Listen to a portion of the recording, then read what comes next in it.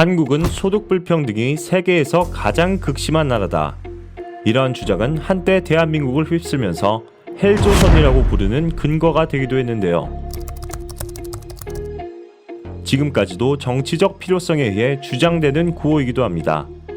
특히 중산층 이상의 근로자들에게 세금을 더 걷어들이기 위한 좋은 명분이 되기도 하죠. 그러나 과연 한국은 소득 불평등이 극심한 나라에 속할까요? 문재인 대통령은 2017년 11월 시정연설에서 그리고 2019년 1월 신년 기자회견에서도 이렇게 말했습니다. 어느덧 우리는 부의 양극화와 경제적 불평등이 세계에서 가장 극심한 나라가 되었습니다. 경제가 성장해도 가계소득은 줄어들고 경제적 불평등이 갈수록 커지는 구조를 양극화가 경제 성장과 국민 통합을 가로막는 상황을. 그런데 이 말은 과연 사실일까요? 소득 불평등을 측정하는 데에는 여러 가지 방법들이 있습니다. 대표적으로 지니계수라는 것이 있는데요. 소득이 얼마나 균등하게 분배되는지를 알려주는 지표이죠. 인구가 1명, 2명 늘어날 때마다 소득이 똑같이 증가하면 이 그래프는 직선이 될 거고요. 불평등가 나면 인구 누적 비율에 따라 이렇게 곡선으로 나타나겠죠. 직선이면 완전 평등, 삼각형처럼 나타난다면 완전 불평등한 모습입니다. 이 삼각형 넓이가 1이라고 한다면 직선 모형에 가까워질수록 0에 수렴하게 되니 이는 평등하다는 것을 나타나게 되는 것이죠. 간단하게 말해서 숫자가 0에 가까울수록 평등하고 1에 가까울수록 불평등하다는 것을 나타냅니다. 이 그림은 OECD가 발표한 국가별 지니계수입니다. 처분 가능한 소득인 가처분 소득을 기준으로 나타낸 그래프인데요. 가운데 까만색 막대기가 OECD 평균, 빨간 막대가 한국입니다. 한국은 OECD 평균보다 소득이 평평하다는 걸 알 수 있습니다. 다음은 소득 상위 10%와 소득 하위 10%를 비교한 자료입니다. 소득 10분위 배율이라고 하는데요. 소득 상위 10%가 하위 10%보다 몇 배나 더 버는지를 알려주는 지표입니다. 여기선 한국이 독일, 프랑스, 스위스보다 더 불평등하다고 나오고요. 호주, 포르투갈, 뉴질랜드와 비슷한 수준으로 나옵니다.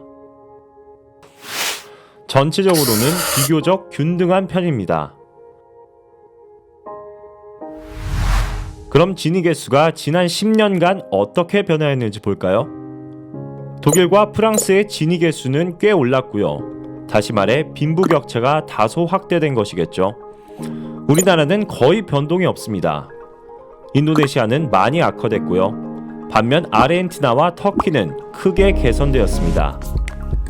이 같은 점을 뒤로 하고도 사실 불평등 지수라는 것은 인구가 적을수록 평등하고 인구가 많을수록 불평등하게 나타난다는 사실을 참고할 필요가 있습니다.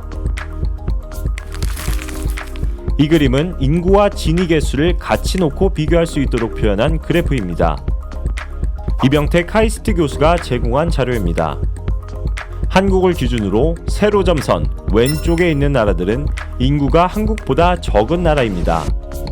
우리가 알고 있는 서유럽 대부분의 국가들은 인구 1000만 명 선에 몰려있죠. 한국보다 가로점선 아래 부분에 위치한 나라들은 한국보다 소득 격차가 작은 나라이고요. 서구 선진국들이 몰려 있습니다. 그러나 인구가 5천만 명 이상이면서 소득 격차가 한국보다 작은 나라는 독일밖에 없습니다. 프랑스와 비교하면 인구는 프랑스가 약간 많고 소득 격차는 한국과 비슷하다는 것을 알 수 있습니다. 일본과 미국은 인구가 월등히 많고 따라서 소득 격차가 큰 것을 알 수 있습니다. 대한민국이 과연 헬조선일까요? 오히려 자부심을 가질 만한 수치라고도 볼 수 있습니다. 그 모든 것을 뒤로 하고도 소득 격차라는 것에 대해선 사실 다양한 견해들이 존재합니다. 80년대 영국의 경제적 부흥을 이끌었던 마가렛 대처 총리는 다음과 같은 명연설로 소득 불평등에 대한 편견을 바로잡기도 했습니다. I think I must have hit the right nail on the head when I pointed out that the logic of those policies are they'd rather have the poor poorer. Once they start to talk about the gap, they'd rather the gap was that. Down here. That. Not that, but that. So long as the gap is smaller, so long as the gap is smaller, they'd rather have the poor poorer. You do not create wealth and opportunity that way. You do not create a property-owning democracy that way. 가난한 평등, 빈곤의 평등은 오늘의 북한이 잘 보여주고 있습니다. 활기찬 경제, 성장하는 경제는 한국이 그동안 잘 보여주고 있습니다. 한국은 그런 경과를 거쳐 꽤 그럴듯한 국가가 되었습니다. 헬조선이라든가 세계에서도 빈부차가 큰 국가라는 표현은 그렇습니다. 거짓말입니다.